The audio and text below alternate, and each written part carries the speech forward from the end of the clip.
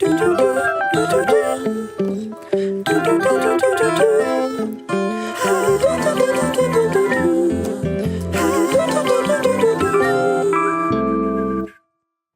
I'm Bartholomew Bland. I'm Matt Nasser. And I'm Claudia Baez. And we have with us today to find out how does the art world work, Luciano Matos, a great sculptor who I have worked with in the past, and it's been great for me because he only elevates everything that he does. He's amazing. And you get to know him now. Luciano? Hello, it's great to be here with you guys to talk a little bit about the art world. Or How does it work in your career? How did you become a dominant force across Mexico City and the world? I have been working for a long time, but I cannot really answer that question. I think it's very complex to put it like in one response. Well, let me ask you a question just to get us rolling, as we were. You trained as an architect, is that right? Yes. So maybe you could talk a little bit about how does the art world work, how does the architecture world work, and where do you see the interaction of the two? Well, it's interesting because in my case, my father was an architect. So my relation with architecture started since I was really young, going with my father to all the works that he was developing during that time. And my first approach was that, with all the materials, with all the workers, with all the tools. The practical stuff. But also that relates very much to the work that I do today as an artist, because it began there, in that period when I was a kid. The craftsmanship of it. Yeah, by that time we would say I was playing, and then eventually became my work, which is, for me, it becomes like a very joyful moment to interact in these different workshops with these different materials as a sculptor, but also with all the interventions that I have been developing in different historic buildings. But talking about the transition between architecture and sculpture or art, for me, it's one thing. There's a pure continuum. I don't see it like this. I don't see the division between the two, because in my case, I always deal with space. That would be like the main, like the core of all the work, the approach as a sculptor, as for the interventions that I do, but also all the historical charge, all the symbolic charge that each building has, especially in the ones that I have worked. But so then that encounter with the ephemeral interventions in these historic buildings, it's architecture, historic symbolism, and contemporary lecture of our understanding of the building. But do you see architecture essentially as sculpture?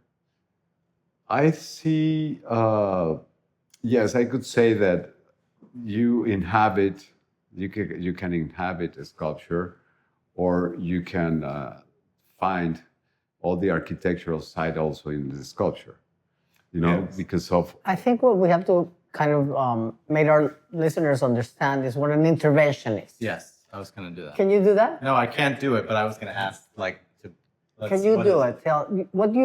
You put it in simple words, what Luciano does. Well, Which intervention of Luciano's has impacted you most?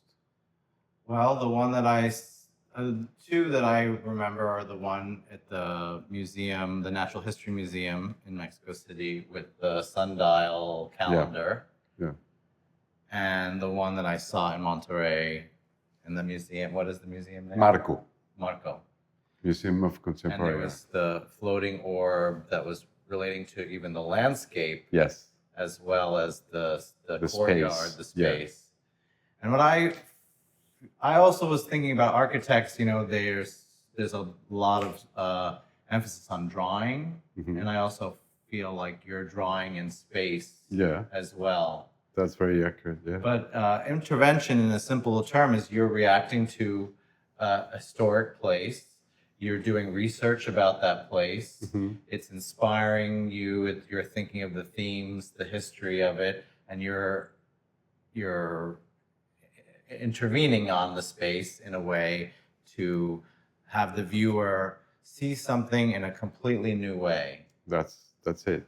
I would add to that notion of intervention, I would add site-specific intervention, Okay. because that relates directly to what you were saying, the historic, the symbolic, the architecture, the solution of the proposal of each architect in terms of the piece that you were talking about, Ricardo Legorreta's museum in Monterrey. There was a research, there were two previous interventions, one that it was done in Casa Barragán, in the rooftop, this terrace. A very famous architect. Yes, For people. well, the Mexican. most famous Mexican architect, Yes.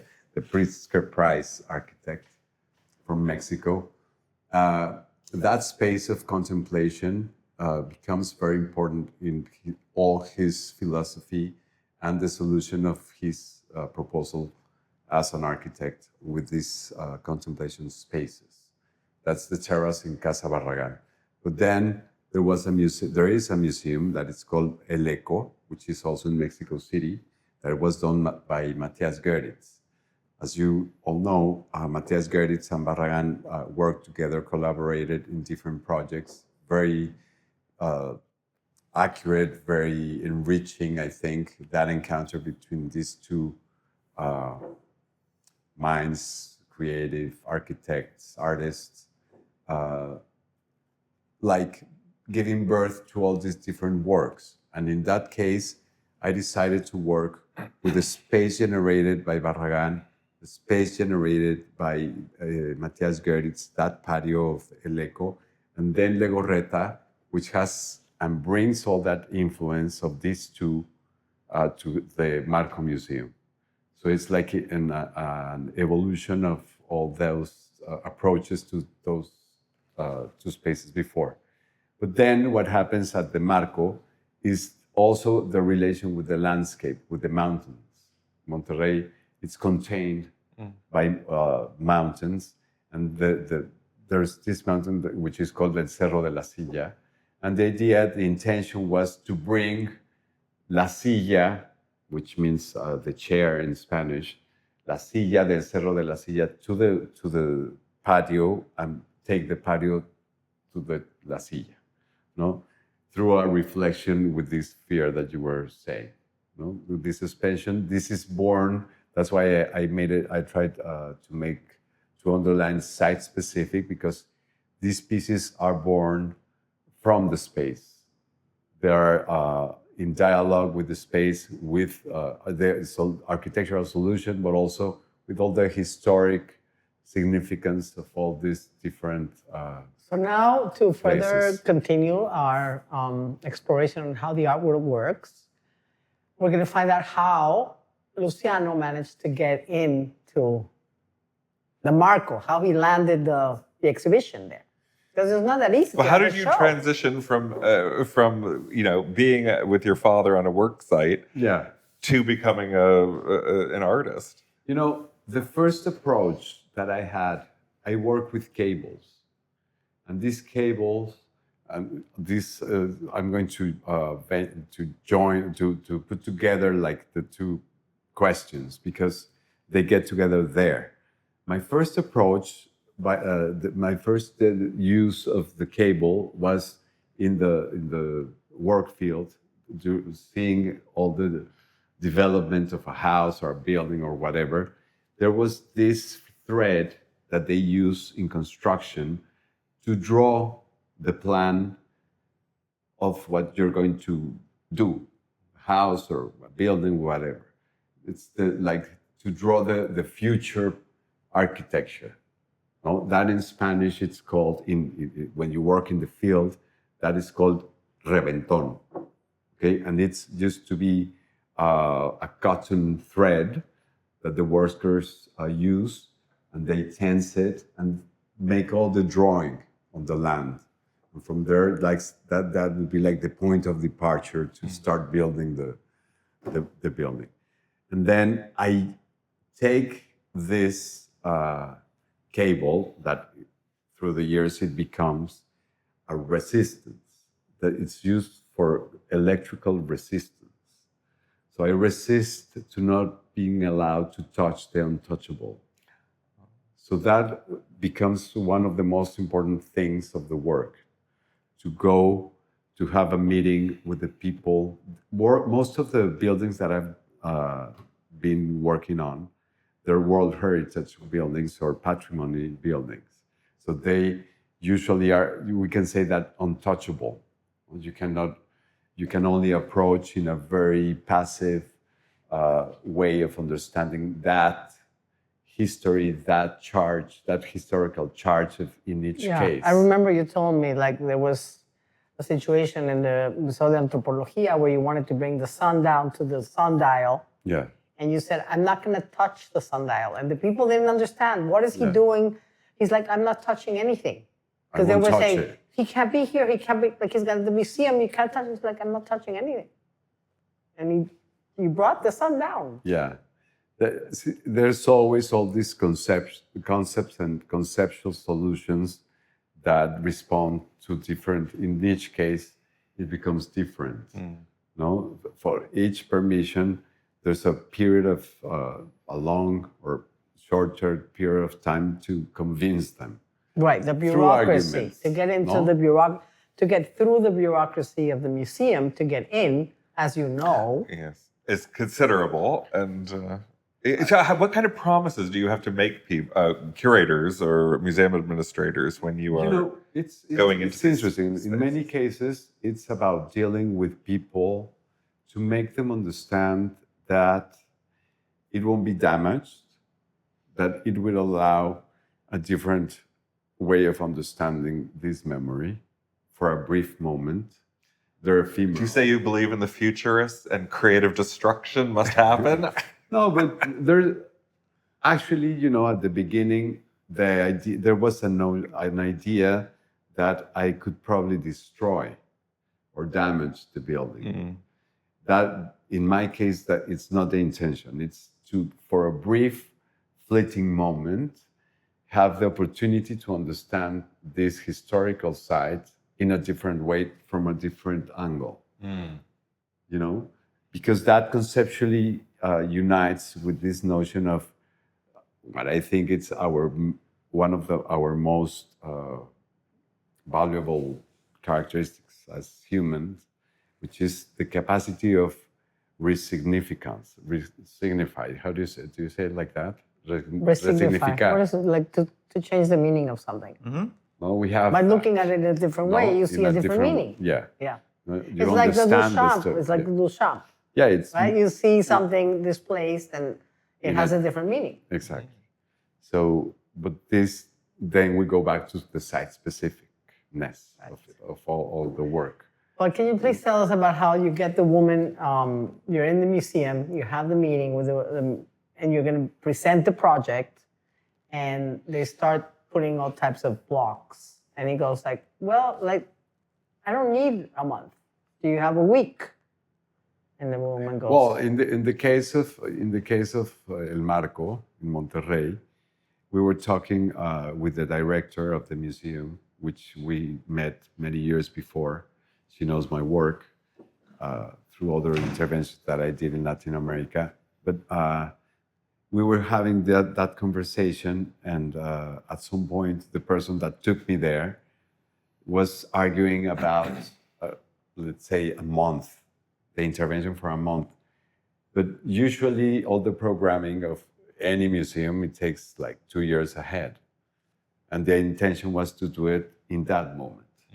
It has to do with these little spaces that open up. And I'm not willing to stay at the museum or at any site for a long time. That's not the idea. It's something ephemeral, it's something brief, something fleeting. I love the word fleeting.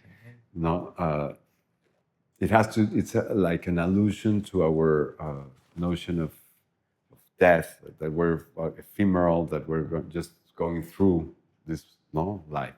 So we were having this meeting, this conversation with the director, Tayana, and she was saying, well, there's no place. I have all the programming for 2 years. And I said, okay, I just want to say something. please, we're not doing it the right way. I just want to make a question. When do you have a week free that you're going to deinstall or change the exhibition? Oh, okay, you should have started from there, because, let's see. So she starts to check and she says, well, I have a space here. It's going to be brief. You have enough time to make the whole intervention, all the el montaje. And then I said, okay, let's do it. Yes. So I started to do the intervention. And in that case, I was very lucky because it became like a really successful piece. And at the end, it stayed the rest of the year. They liked it so much. Yeah, the people. There was the response of the public, which is very important for museums today, because they depend on that. Yes, we're always looking for what's going to be a fabulous success. Yeah, so we were very lucky, the museum, myself, that all this response happened, because that allowed the piece to stay there the rest of the year and the beginning of the next year. Because they started to, I'm not really related to media or anything. Instagram. To Instagram photographs, and they were super. You could take a photograph of yourself with a mountain. Yeah. And the intervention. Yeah. It became, the piece was very simple and very clear. And people got it. It was about human scale. Always in my work, it's about human scale. No? So you would see yourself reflected on the space with the mountain. So it was bringing them up, but in a miniature. So it was very subtle, very complex in a way, but very subtle and simple when you saw it. No? And the generation of sound with the cable, which is one of the most important parts of the work, that it's also working with sound, but with the interaction of with wind.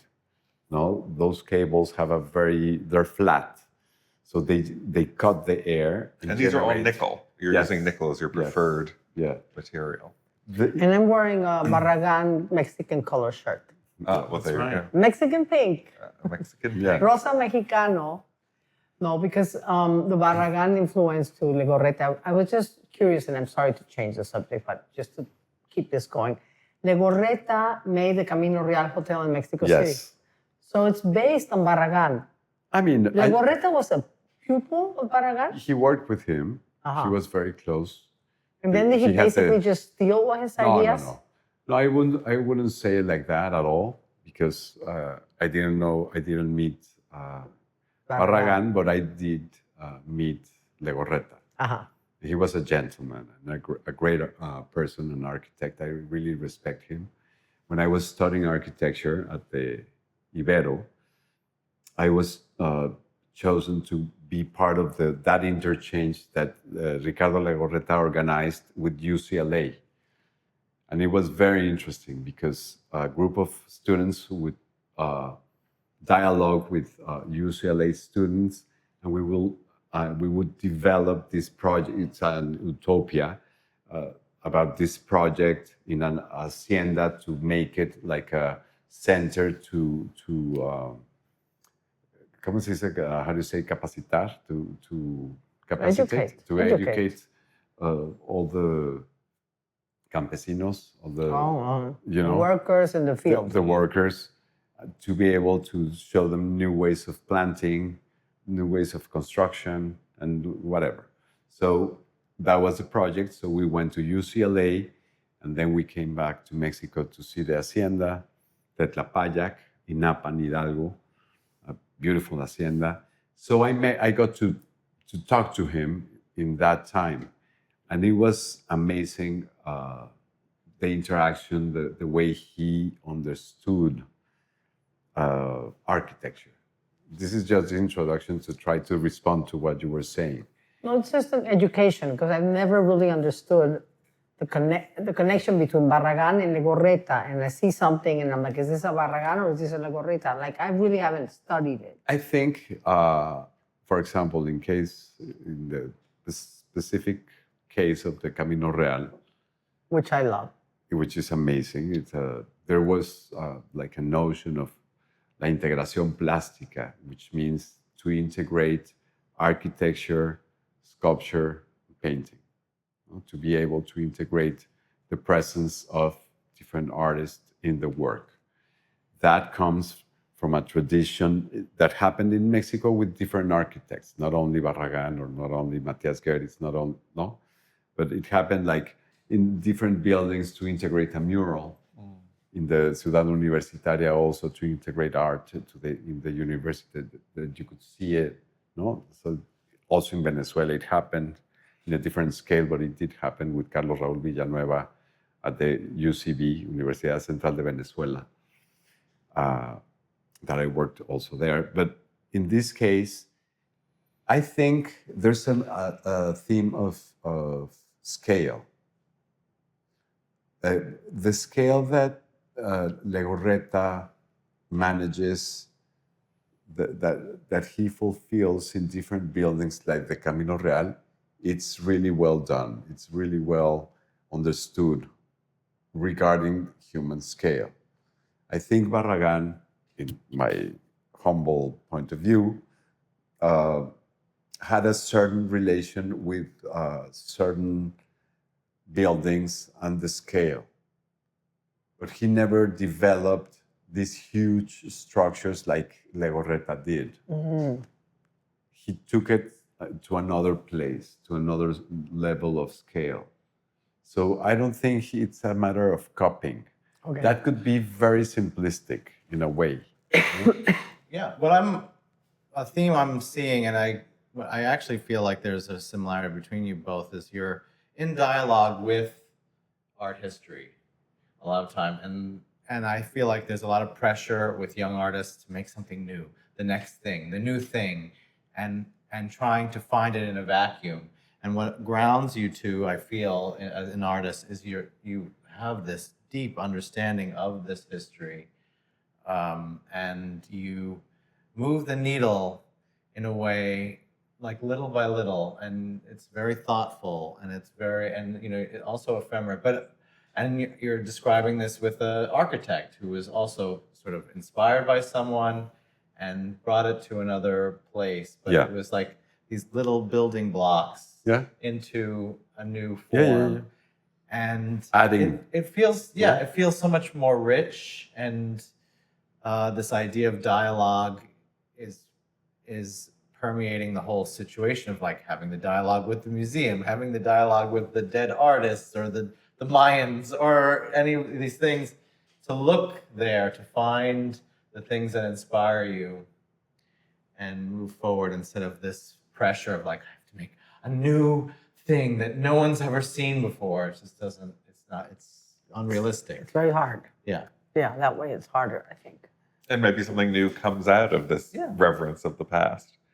Getting back to how the art world works, and I have some very practical questions for you, for people who are considering this kind of work. I mean, are you receiving grants to do this work? Are the institutions providing support and funding? Are you bringing funding to them? And it's always, in each case, it functions in it has different dynamics. But the axis of all, what happens in the center, when I was young, I wanted to do a statement regarding the art market. So I wanted to do all this to generate all this body of work without selling. Just to generate all these situations, specific situations, in specific buildings, without being part of the art market. For me, it was very important because most of these places are public.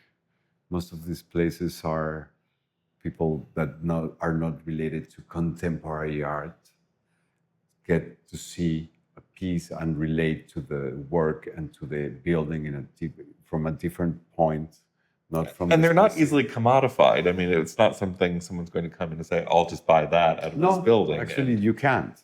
No, most of the times when we see site-specific interventions, in many cases, the photograph becomes a piece, and they sell it, or Cristo used to do all these sketches to get the money and then do the piece, but it's always around the art market.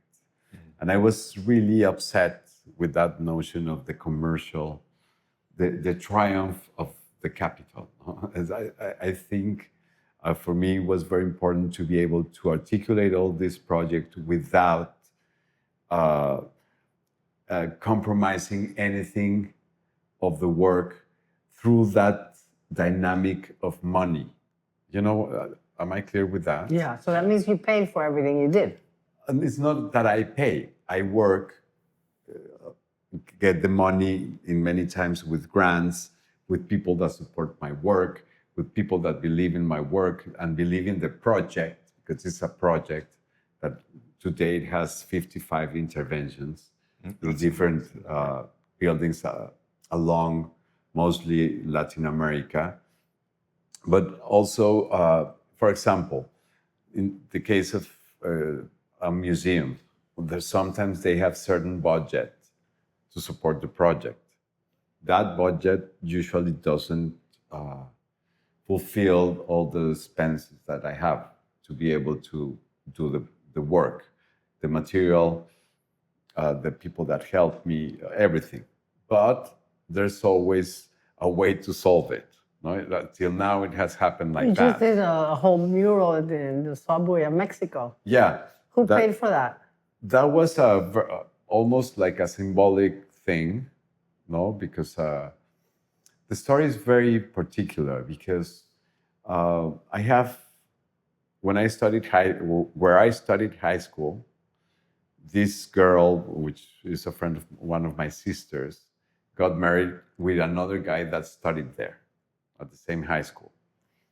And at some point, they got a sculpture, which is one of the ways that I get to pay the projects, is that I sell sculptures, not with a gallery. To a private home. Yeah, to a private home. And from that money, I pay the other work. So that's why there's a body of work regarding the sculptures, and then this other body of work that has to do with the ephemeral interventions in historic buildings. No? And are you using a team to do those big installations? Yes. Yeah. It always depends. For example, when I'm not doing this in Mexico, where I have like a team, let's say in Paraguay, so I have gathered 2 people. I don't like to work with a lot of people because then it becomes more difficult. Usually it's like 2 or 3 people just helping. But continuing with the metro, with the subway,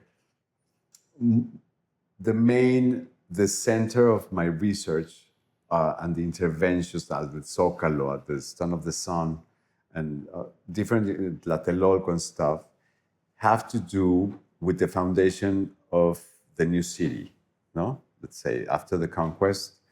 And this couple that were in my high school and that got a sculpture at some point, he calls me, the husband calls me and says, I have 2 walls in this, they commissioned me to fix the station, this fragment of the metro station. Are you interested in doing something there? And I'm like, what? Are you kidding me? But we don't have so much money. But I said, it doesn't matter. Yes. But it was a great thing because in that station, in the 60s, while doing the excavations to build the metro, they found this very important temple in its place, which is the Hecatl temple. A Hecatl is the wind god. Now, it's a circle, usually in all the compounds that they have the presence of a Hecatl. It's rounded because of the circulation of the wind and many other symbolic things. But so these 2 walls are aligned with the temple. And that became a very important part of all the research that I have been doing for many years, from the Piedra del Sol, the Stand of the Sun, from the Zócalo, from Tlatelolco, from all these different moments, Xochimilco. So it's every time it gets more and puts all the pieces together. So the fact that I have had the opportunity to do these two interventions that deal with muralism and also with anamorphics, these two traditions, that at some point get together there, and the material, which is tesonte, which is like this very light stone that it was used. This is a volcanic stone. Volcanic stone, very light, that it was used a lot in the pre-Hispanic architecture, but also the colonial architecture. What's incredible is he didn't take one picture, so we can't see it. Yeah. I mean, these pieces, you have to be It's there. ephemeral. It's ephemeral. He did it. It's done. No. He doesn't take a picture. Ideally, that won't be ephemeral. No, it's a mural that, let's see how much it That will last. That will last. Yeah, but Forever. It's about being there. Yeah. Which I wanted to say. The pieces, you have to be there. It wasn't only that I didn't want to sell a photograph the real piece is your human scale, your presence there. And So that's we it. got to go to the subway. But how do you Yeah. think? I mean, so many artists throughout art history, if we're looking at that, have sought in their work a kind of immortality, Mhm. don't you think? I mean, and so you're sort of refusing that in a very profound Yeah. way, Yeah. and you don't worry about that. No, I mean, that has Well, your sculptures that you sell to private people will last forever. Well, I don't know if forever, but I mean, these huge or very important interventions, I always try to maintain in silence, because there's a line, there's an intention, and there's a respect towards these monuments, towards these buildings. I don't want to. The delicate side of this is that it can be misunderstood very easily. Very easily. Now I'm seeing myself. Right now I'm trying to do another important intervention, and they don't know my work. And luckily, you And have it- some of it so photographed. it turned back to me. Yeah. All this notion of not saying, Ephemeral. not showing, because Yeah. nobody knows that all this body of works. Where's So your website? The Where's your practical thing? careerism of it is. I don't have a website because I'm not really into that. I don't have Instagram. So it becomes like, why would this guy want to do this piece, impossible piece at the National University if he's no one? No, he hasn't done anything. So no? you're very different than Duchamp in that respect, because it felt like he was trying to. Well, he was definitely fame. I think Fame was definitely was a part of key. it, but he did respond to space, and I think he made these ephemeral things. Like the first urinal was just Yeah. disappeared. So But had he to was make them. concerned. But I mean, Duchamp was concerned with legacy. All those all those boxes that are sort of tourist versions of every project. Maybe that's a way for you to look in the future. gonna make The boxes little- you I've open done up. boxes. I've done boxes. I did it for Tlatelolco, but it was more related not to Duchamp, but to the Cabinet of Curiosities. It was a cabinet of what could be. All the concept behind my interventions is possibility, because it can be. Okay? So this cabinet, usually when we think about cabinets of curiosities, which were the origin of museums, it's about memory. It's about something related to the past. In this case, it was the cabinet of the intervention that could be. So I used that box in the meetings to convince them to allow me to do the intervention. That's great. You had like a briefcase and you Yeah. arrived with your box. So I would a good arrive to idea. the meeting, put it on the table, start to Build it up. Like Mary Poppins. you know? something like that. Yeah, to deconstruct all these How are we doing boxes. time-wise? We're good. I brought up Duchamp because we got to go with you Yeah, to see the retrospective at MoMA, and I felt afterwards I was just looking at the world in a different way, because I could see sculptures everywhere. Yeah, I could see these pieces everywhere. It was very, interesting that a fact that I didn't know that I had, but it was nice to go with you and to, see you inspired by different things and talk about the work. What do you think is his? Oh, you said that you thought Duchamp's early paintings were his most successful. I mean, I think I love the show. I mean, it's not. I don't know if I love the show or no. It's an amazing. It's a complete. monster. It's a He's complete. a monster. He's the artist. He's painted like amazingly. He did everything. He did everything. He did everything, and But did it there's well. But there's a shift, which is for me what really interests me and all what I'm into, which is the conceptual side. No, that like jump. How can you say it's a a salto? jump, yeah. No? From the material, the classical, all this source, all this talent to be able to paint like that. All these paintings, amazing paintings. Amazing. no? Amazing. Do you Amazing. agree? I agree 100%. All the works are amazing. Yeah. No, it's like, but because there's also this, when you get to see the body of work and the what he was looking for to take it to this other place, that for me, it's the core of the exhibition. That for me was like this. It can sound very simple, but I think it was very complex because we can never separate it from its moment, from its context.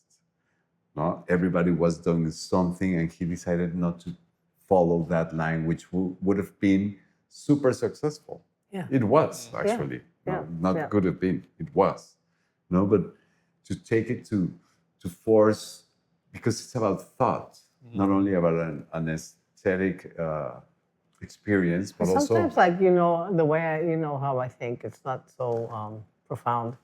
I just like when I see the amazing paintings of the women walking down the stairway, those beautifully composed and beautifully painted. And he first was doing like Cézanne or a little bit like Degas, like taking influences and using them and trying to make them his own and try to own them.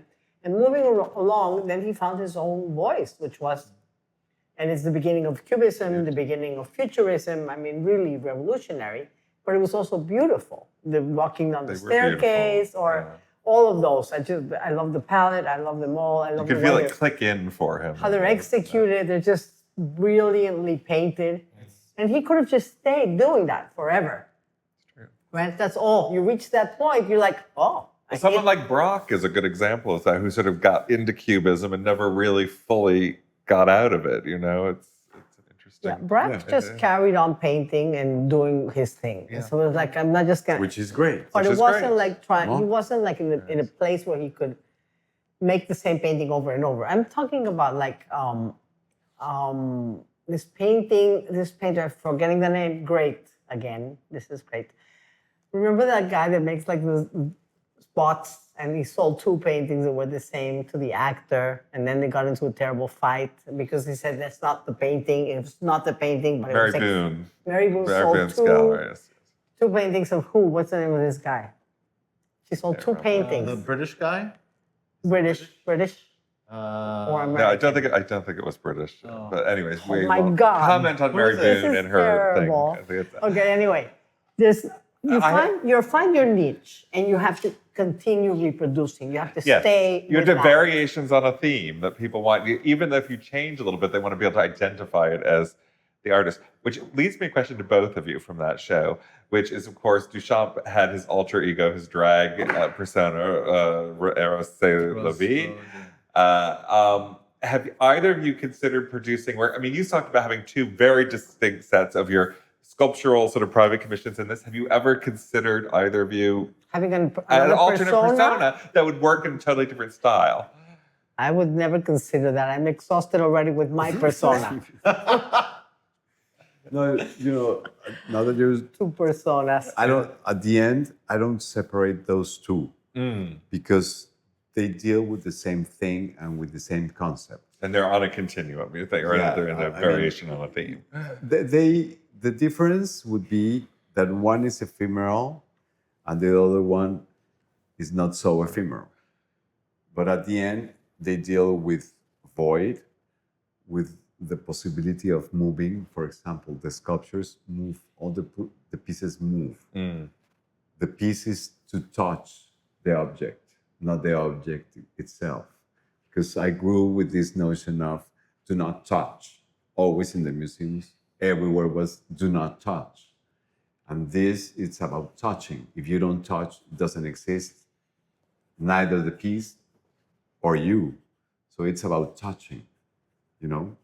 So in that context of possibility, then when I take it to the site-specific interventions, with this, also the sculptures are site-specific interventions because they're unique pieces. I don't do like huge series. I mean, I could do. I'm not against that. Today, I'm not against that. Or a gallery.